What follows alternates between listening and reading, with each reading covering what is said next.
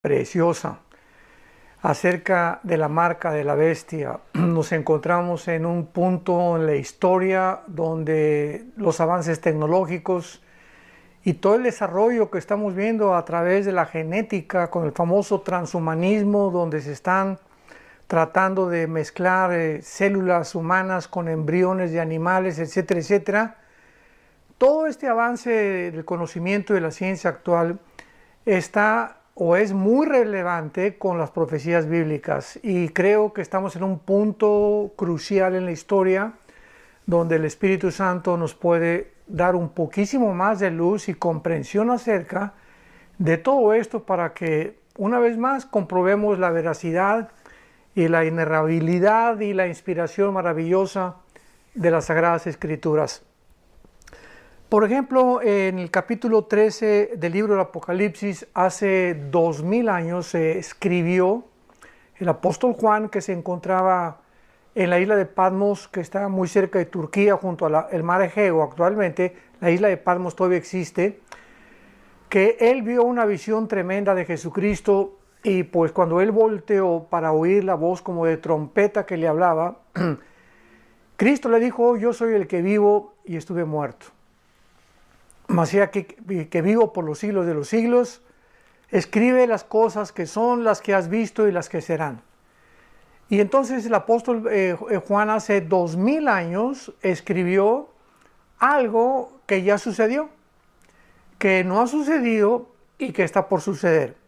Esto, ¿verdad?, pues nos funde los fusibles de nuestro entendimiento y de nuestro cerebro, porque él está escribiendo cosas hace 2000 años, o sea, viajó a través del tiempo el apóstol Juan, en el Espíritu, desde luego, como lo dice él en el capítulo 1 del libro del Apocalipsis.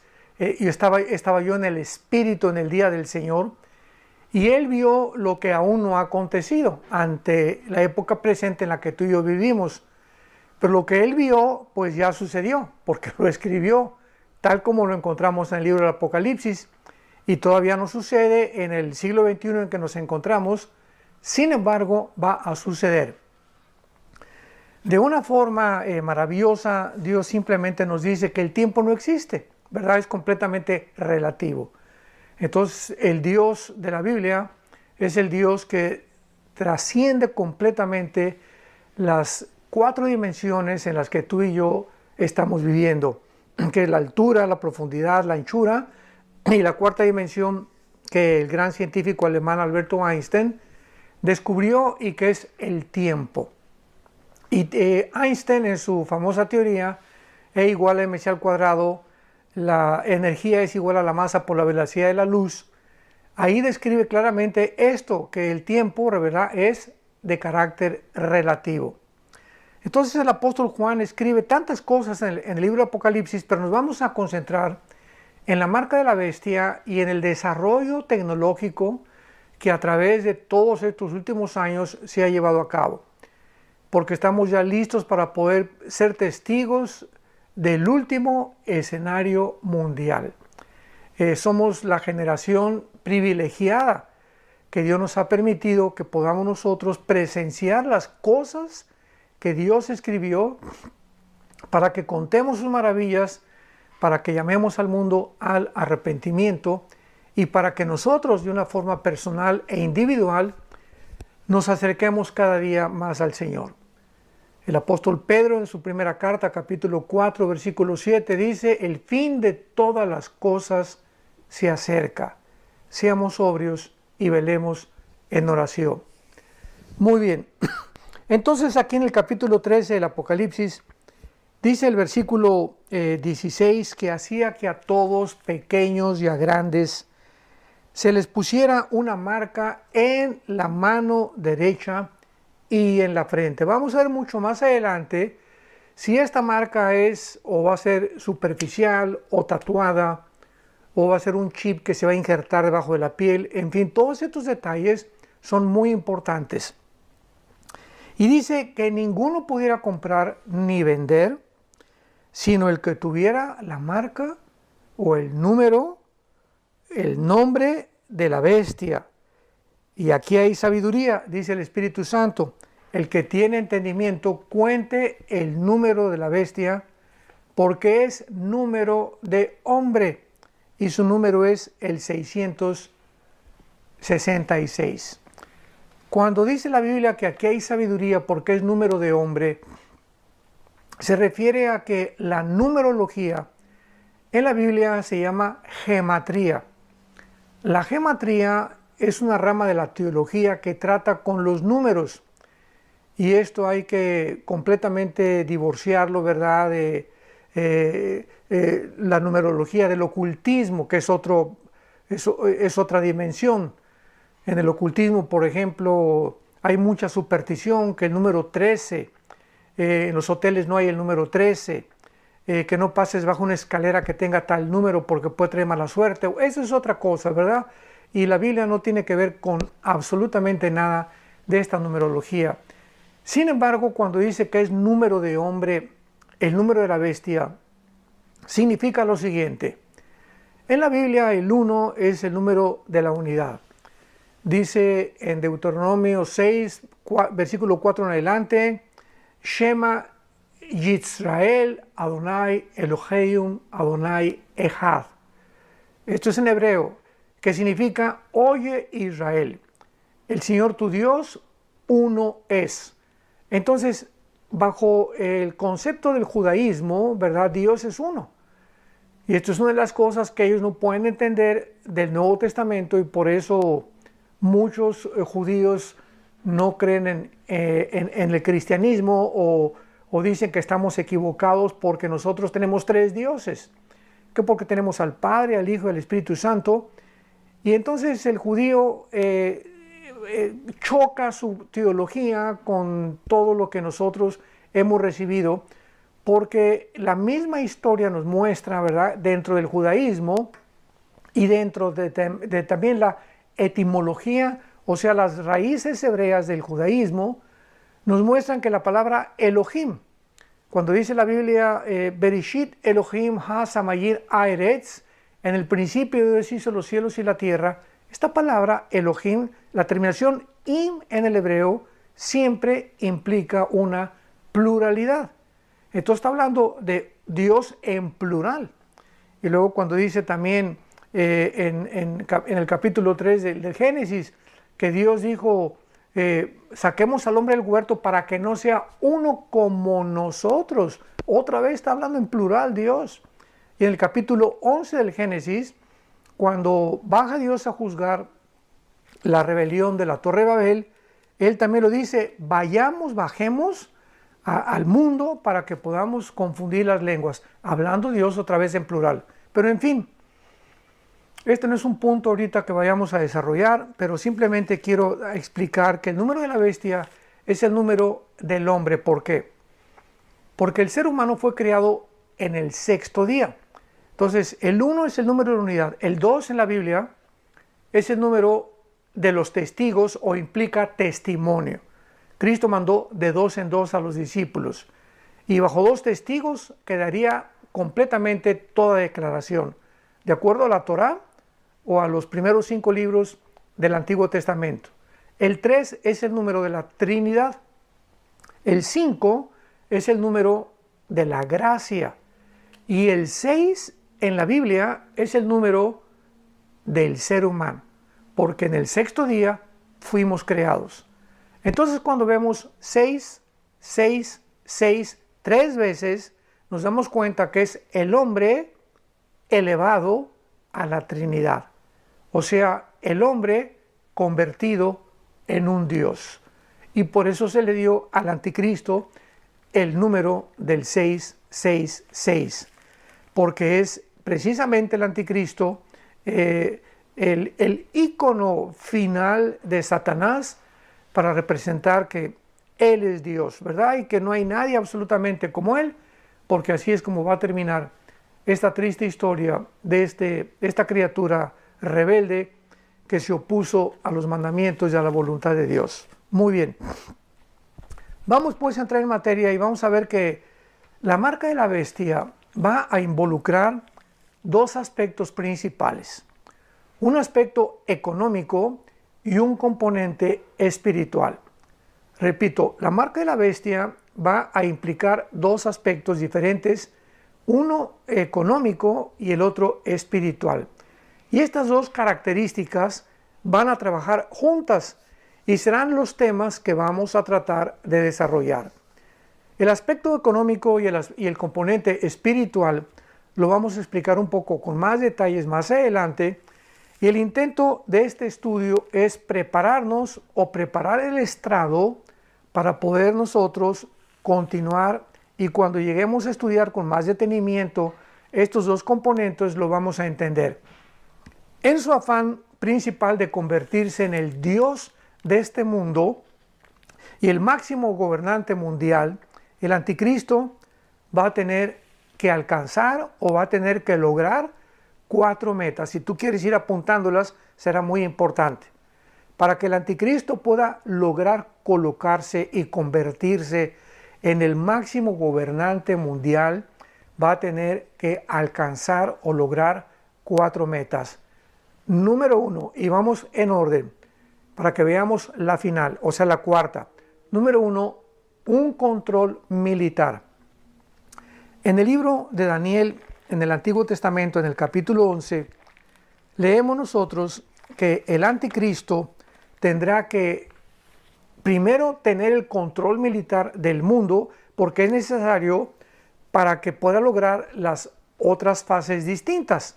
Y dice en Daniel capítulo 11, versículo 40 al 45, Daniel 11, 40 al 45, al cabo del tiempo, el rey del sur contenderá contra él. Él es el anticristo. Y el rey del norte se levantará contra él como con una tempestad, con carros y gente de a caballo y muchas naves, entrará por las tierras e inundará y pasará. Entrará a la tierra gloriosa que es Jerusalén, y muchas provincias caerán, mas éstas escaparán de su mano, Edom y Moab, y la mayoría de los hijos de Amón. Edom, Moab y Amón corresponden a el área geográfica que actualmente ocupa Jordania moderna. Entonces, Jordania, de alguna manera, el anticristo no se va a meter con Jordania, y de alguna manera Jordania va a unirse al anticristo en su confederación final de naciones. Y luego dice el versículo 43, se apoderará de los tesoros de oro y plata y de todas las cosas preciosas de Egipto, y los de Libia y de Etiopía le seguirán. O sea, estas naciones del norte de África también se van a unir al anticristo. Y esto es interesante porque en el capítulo 38 de Ezequiel, del 1 al 4, principalmente versículos 4 y 5, la Biblia describe las naciones que van a adherirse a la invasión final de Rusia contra Israel. Y menciona a Rusia como Rosh, menciona a Irán como Persia. Recordamos que en 1935 se le cambió el nombre de Persia a la República de Irán. En el 79 a la República Islámica de Irán con el Ayatollah Khomeini. Hasta ahorita permanece con ese nombre. Libia no ha cambiado su nombre, es una región del norte de África, y Etiopía. Entonces, estas naciones van a ser parte o van a formar parte, tanto en Ezequiel, él lo corrobora, como también Daniel capítulo 11, que es el pasaje que estamos leyendo.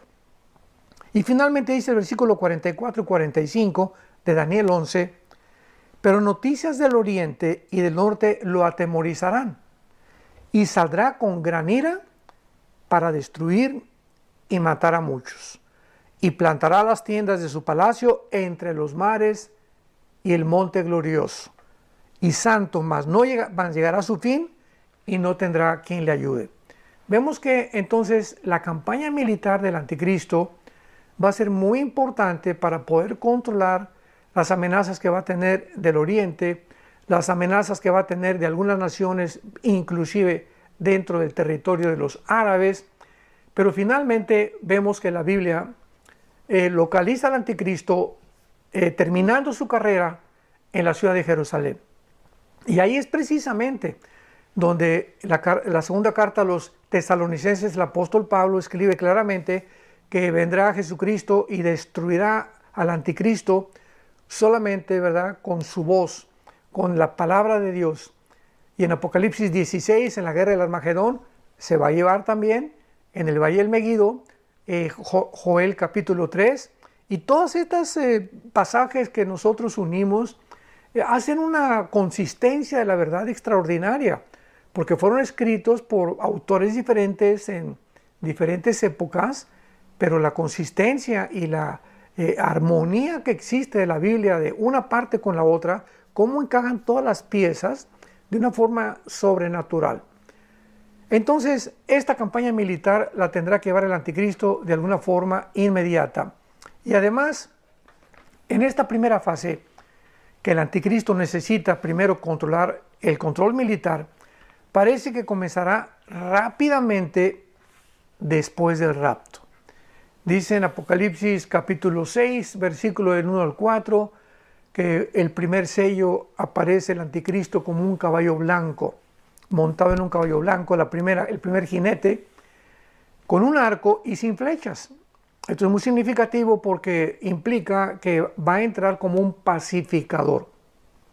Y así lo dice también 600 años antes de que se escribiera el Apocalipsis, Daniel en su capítulo 8, que el anticristo entra con un gran poder sobrenatural como un pacificador. No entra como un guerrero, entra como un pacificador, pero inmediatamente después de que el mundo cae, ¿verdad?, y que le aceptan como el Salvador, resolvió los problemas de la economía europea y resolvió el problema de tal vez del coronavirus y resolvió el problema de la migración y del medio ambiente, etcétera, etcétera, el mundo se va a hincar delante de él. Dice Daniel 8, versículo 23. Y al fin del reinado de estos, cuando los transgresores lleguen al colmo, se levantará un rey altivo de rostro, que es el anticristo, y entendido en enigmas. Y su poder se fortalecerá, mas no con fuerza propia. O sea, aquí está diciendo Daniel 600 años antes de que se escribiera el Apocalipsis capítulo 13, que el poder del anticristo no va a ser propio, sino que Apocalipsis nos lo dice en el capítulo 13, versículo 3, que Satanás le dará su poder, su dominio y su reino. O sea, todo lo que el anticristo haga, lo va a hacer por medio de la presencia de Satanás o de algún principado demoníaco dentro de su vida. Y entonces dice la Biblia en el versículo 24, Daniel 8, 24, y su poder se fortalecerá, mas no con fuerza propia, y causará grandes ruinas, y prosperará, y hará arbitrariamente, y destruirá a los fuertes y al pueblo de los santos. Versículo 25, y con su sagacidad, o sea, con su inteligencia sobrenatural, hará prosperar el engaño, en su mano y en su corazón se engrandecerá, y sin aviso destruirá a muchos, y se levantará contra el príncipe de los príncipes, que es Jesucristo, pero será quebrantado, aunque no por mano humana. Entonces vemos de qué forma la Biblia nos va llevando poco a poco en una, tal vez podríamos decirlo como una cronología, en la forma en que el anticristo va a ir avanzando para finalmente, al final de la semana 70 de Daniel o de los 7 años de la tribulación, adjudicarse el título del único Dios soberano del universo. Y pues no nos puede sorprender nada estas cosas, ¿verdad? Porque con un mundo en crisis, tal como lo estamos actualmente viendo, y despedazado, pues todo esto se está preparando para el establecimiento de un gobierno mundial, totalitario, dictatorial, arbitrario y universal. Y un ejemplo de esto pues es la entrada de Adolf Hitler. Casi todos los dictadores a través de la historia nos enseña, ¿verdad?, que muchas veces el hombre no aprende la historia, desgraciadamente. Pero si recordamos la entrada de Fidel Castro a Cuba, la entrada de Hugo Chávez a Venezuela, la entrada de Adolfo Castro, la entrada de José Stalin, la entrada de Benito Mussolini en Italia. El caldo de cultivo que prepara la mayor parte de las veces la puerta, o que le abre la puerta a un dictador, es la pobreza. Es el estado caótico, económico, espiritual, de depresión, en que la gente se encuentra y llega de repente, surge un hombre de la nada y con un populismo, con una ideología populista, voy a traer la solución, voy a solucionar esto y aquello, y la gente hambrienta, porque así es el ser humano, estamos siempre buscando a alguien que nos saque del pozo, pues se le entrega el poder a estos supuestos falsos profetas, falsos líderes políticos y religiosos, creyendo que ellos nos van a sacar de la desesperación. Y Hitler así entró, aunque él fue elegido democráticamente. Hitler posteriormente, después de que Chávez también fue elegido democráticamente, el que entró de una forma violenta fue Fidel Castro en Cuba, en 1960-61, ¿verdad? Cuando a Fulgencio Batista, el expresidente de Cuba, él pues le dio el pinochetazo, ¿verdad? A través de una revolución armada. Pero Hitler entró con una forma democrática, repito, más adelante a los 1936 ya formó el Partido Nacional Socialista Alemán y más adelante comenzó a manifestar su antisemitismo y así vemos de qué forma despedazó Alemania completamente. 90 millones de alemanes creyeron en su retórica, en su verborrea, en todo lo que él decía en sus discursos. ¿Por qué? Porque esto es lo que se llama en la Biblia un espíritu de engaño. Cuando el ser humano rechaza a Dios y cuando el ser humano le dice a Dios, yo no quiero nada de tus pensamientos, lo peor que le puede pasar a un ser humano, escúchame muy bien, la tragedia más grande que le puede pasar a un ser humano al rechazar la luz es que acaba creyendo en cualquier cosa. Así es, si tú eres una persona que rechazas la luz, vas a acabar creyendo o en Buda, o en Zoroastro, o en algún tonto, ¿verdad? O en algún dictador del pasado, o en algún político, menos en aquel que dijo, yo soy la verdad, el camino y la vida. Yo soy el pan que descendió del cielo, yo soy la resurrección de la vida, yo he venido para darte vida y vida en abundancia. Entonces, qué triste es cuando rechazamos a aquel que con su resurrección de entre los muertos demostró que era el Mesías. Acabarán la gente creyendo en cualquier cosa y por eso así terminará la humanidad. Porque la humanidad terminará creyéndole, rechazaron a Cristo y van a creer en el anticristo, en el que viene a ocupar el lugar del verdadero Mesías. Muy bien. Entonces vemos en segundo lugar, la segunda característica o el segundo logro o la segunda meta que el anticristo va a necesitar para poder empoderarse o poder establecer su baluarte económico y militar, etcétera, etcétera, es el poder político. Primero es el poder militar y después será el poder político. Después de devastar y despedazar la tierra, el anticristo va a organizar 10 naciones. Bueno, estas 10 naciones ya van a estar organizadas, pero cuando el anticristo, a través del poder militar y de algunas guerras, venza a algunas naciones, estas 10 naciones le servirán como su plataforma. Y estas 10 naciones aparecen en el capítulo 2 del libro de Daniel como los 10 dedos de la estatua de Nabucodonosor. En el capítulo 17 de Daniel, de Apocalipsis, aparecen como los 10 cuernos de la bestia. Dice el Apocalipsis 17, vi una bestia con 7 cabezas y 10 cuernos. Las 7 cabezas son los 7 imperios que fueron Egipto, Asiria, Babilonia, los medos y los persas, Grecia, Roma, y el séptimo será el final gobierno del anticristo. Y estos 7 imperios son las 7 cabezas con las cuales personificado el gobierno del anticristo en el libro del Apocalipsis. Y los 10 cuernos son las 10 naciones o los 10 dedos que representa Daniel capítulo 2, la estatua de Nabucodonosor, y que será la confederación política que él va a unificar de 5 naciones de Europa y de 5 naciones del Medio Oriente.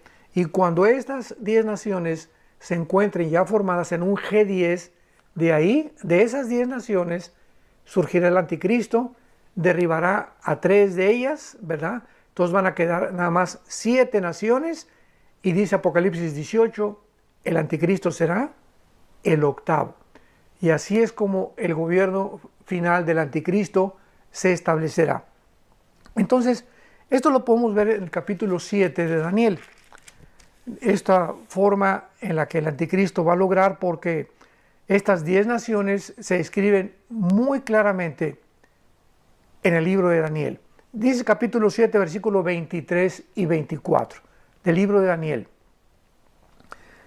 Y dijo así: la cuarta bestia, o sea que fue el imperio romano, porque primero acuérdense, Daniel retrata a Babilonia, después los medos y los persas vencen a los babilonios, después viene Alejandro el Magno con el imperio griego, y el cuarto imperio de la historia fue Roma.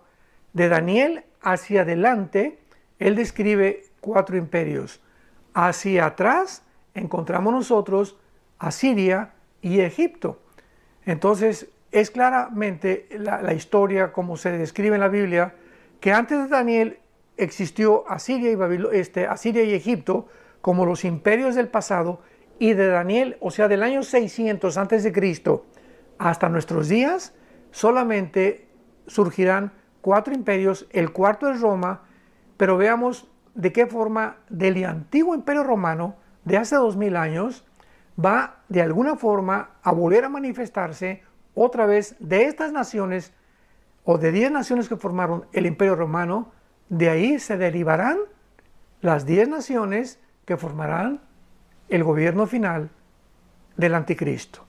Y dice Daniel 7:23, y de la cuarta bestia, o sea del imperio romano, será un cuarto reino en la tierra, como la historia lo corrobora.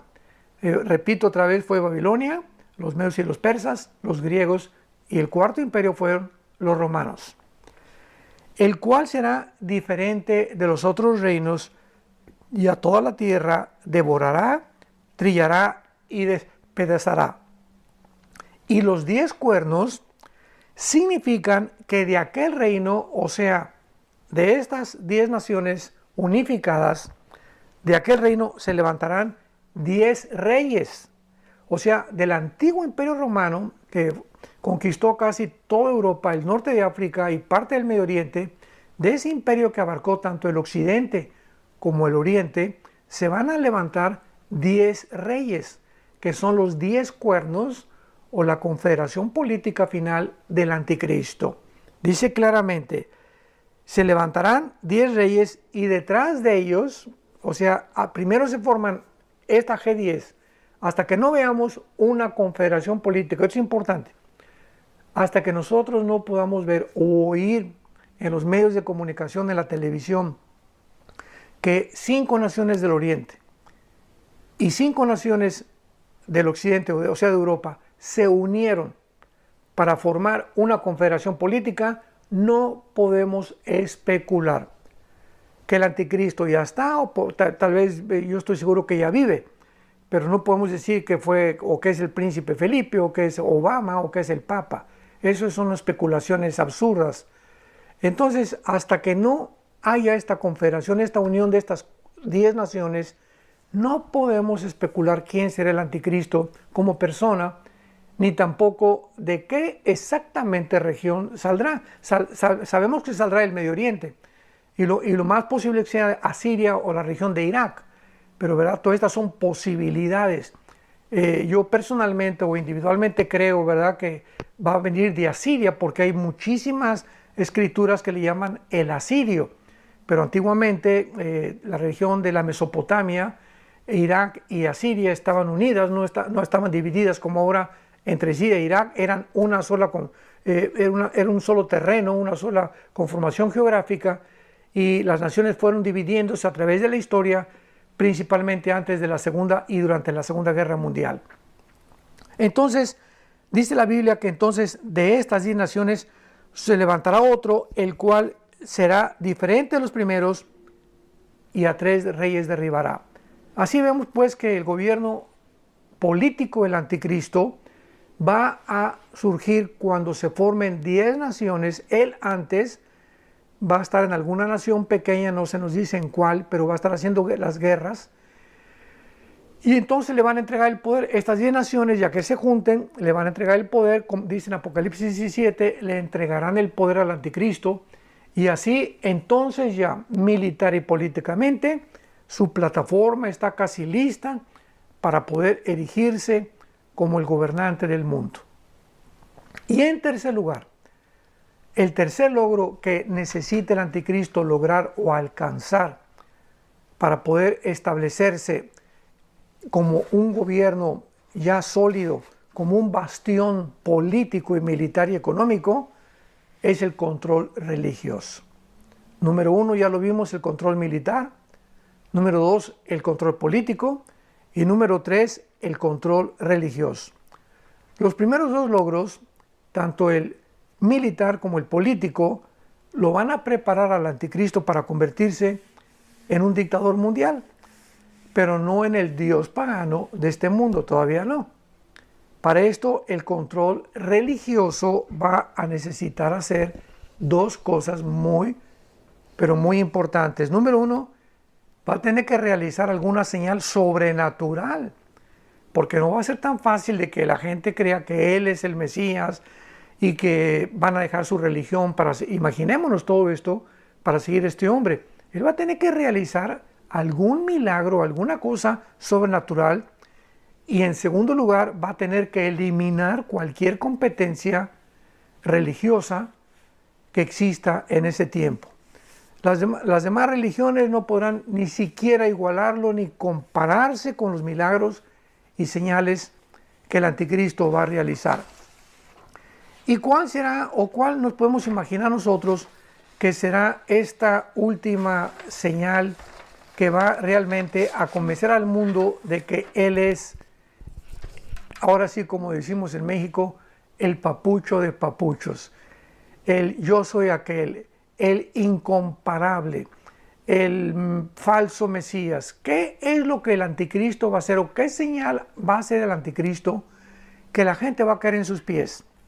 Muy bien, en esta tercera logro que él va a tener que realizar, lo encontramos otra vez en el libro del Apocalipsis, capítulo 13, versículo 3. Leamos con mucho cuidado. Vi una de sus cabezas. Juan está describiendo al anticristo o a la bestia que surge del mar en el versículo 1. Vi una de sus cabezas como herida de muerte, pero su herida mortal fue sanada y se maravilló toda la tierra en pos de la bestia. El anticristo va a ser herido, sabemos que la herida que va a sufrir va a ser de una daga, de un puñal, de una espada o de un cuchillo. ¿Por qué? Porque la palabra que se usa aquí para herida es la palabra spazo, con ese Samuel P-H-A-Z-O, como suena, spazo, y significa herida con arma blanca. Y es la misma palabra griega que en el capítulo 5 se usa cuando dice el apóstol Juan, vi a Cordero como inmolado, o sea, herido. ¿Por qué? Porque se refería a que cuando Juan tuvo la revelación de este libro maravilloso del Apocalipsis, Cristo continuaba teniendo en sus manos las heridas que atravesaron sus manos a través de los clavos y su herida de la lanza en el costado, que son armas blancas, ¿verdad? Se consideran como algo que entra y que penetra dentro de la piel. Entonces, es la misma palabra que se usa con la que el anticristo va a ser muerto. Y vi herida a la bestia, y su herida fue sanada, su herida mortal, o sea, hablando de que lo mató. Esta herida va a quitarle la vida al anticristo. Pero leamos el versículo 12 y el versículo 14 de Apocalipsis 13. y ejerce toda la autoridad de la primera bestia en presencia de ella, y hace que la tierra y los moradores de la tierra adoren a la primera bestia cuya herida mortal fue sanada. Aquí nos damos cuenta que no es, como han dicho muchas veces, que esta herida mortal fue uno de los imperios del pasado, o que Roma va a resurgir, aunque sí es cierto que va a resurgir de alguna forma, pero el anticristo va a ser una persona como tú y como yo, no una computadora ni una máquina, va a ser un ser humano, porque tiene él que perpetuar la profecía y cumplir la profecía de Génesis 3:15, que se le dijo al diablo, tu semilla o la semilla del diablo herirá en el calcañar a la semilla de la mujer, que la semilla de la mujer es Cristo, y la semilla de la mujer, o sea Cristo, herirá en la cabeza a la semilla de Satanás. ¿Y quién es la semilla de Satanás? La palabra semilla en el hebreo es la palabra sera, con Z, sera, así como suena, que se tradujo en muchas veces como descendencia o linaje, y en el Nuevo Testamento es la palabra esperma. Entonces el anticristo tiene forzosamente que provenir de una mujer humana, así como Cristo provino también milagrosamente de una mujer humana. No sabemos cómo será el mecanismo a través del cual él va a nacer, pero va a ser la obra de Satanás. Y el versículo 14 del capítulo 13 de Apocalipsis dice: y engaña a los moradores de la tierra con las señales que se le ha permitido hacer en presencia de la bestia, mandando a los moradores de la tierra que le hagan imagen a la bestia que tiene la herida de espada y vivió. Vemos esta super señal que realizará, será su resurrección.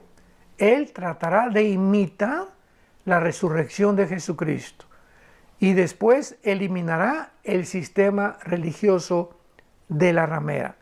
Entonces continuará después con su campaña de genocidio contra los judíos, y sabemos también que el anticristo va a usar la guillotina, porque dice en Apocalipsis capítulo 20 que vi a los decapitados, o sea, a todos los que les cortó la cabeza. De alguna forma el anticristo volverá a usar la guillotina, y esto es muy interesante porque ahorita la única religión que usa el cortar la cabeza es el Islam.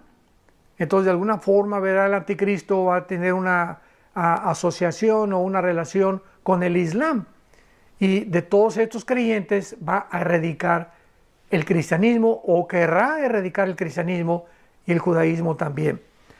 Y finalmente el control económico, habiendo tenido el control militar, el control político, el control religioso, ahora va a poder tener e imponer las responsabilidades fiscales de un gobierno económico.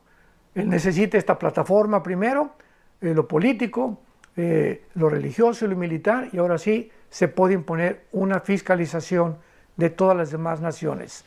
El hambre es un recipiente, y siempre lo hemos visto anteriormente, para la rebelión, y por causa de la guerra, de las pestes y el hambre que sobrevendrán en el mundo por las guerras, el anticristo deberá alimentar y va a tener que vestir al mundo y a la población, por lo que es lógico que tiene que implementar un sistema económico para proveer estas necesidades.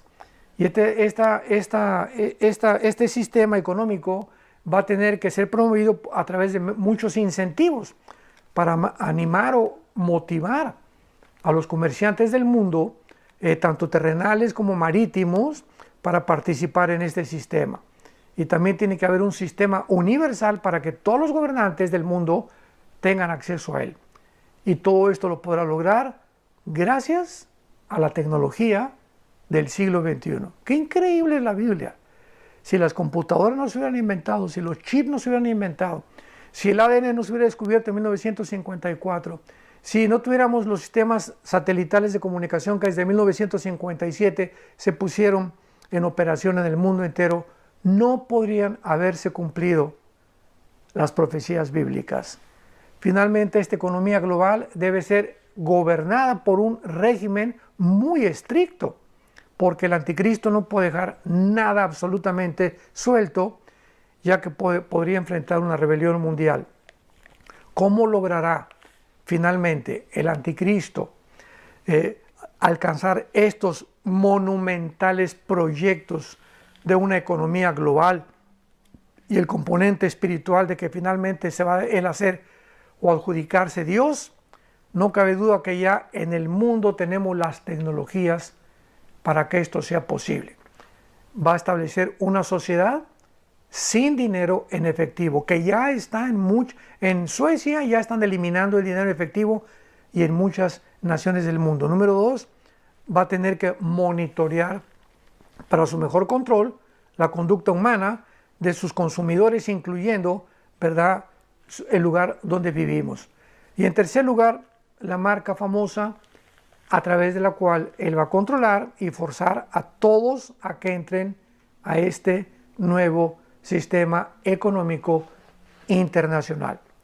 Bueno, pues vamos a continuar el próximo domingo con esta interesantísima serie acerca de la marca de la bestia y el nuevo orden mundial. Y sabemos que cada vez que profundizamos y sacamos estas verdades de la Biblia, nos preparan para abrir los ojos y estar conscientes de lo que está pasando en nuestro mundo, porque no somos hijos de las tinieblas, somos hijos de la luz, y no nos ha puesto Dios para la ira, sino para alcanzar la salvación por medio de nuestro bendito Salvador, el Señor Jesucristo. Que Dios te bendiga.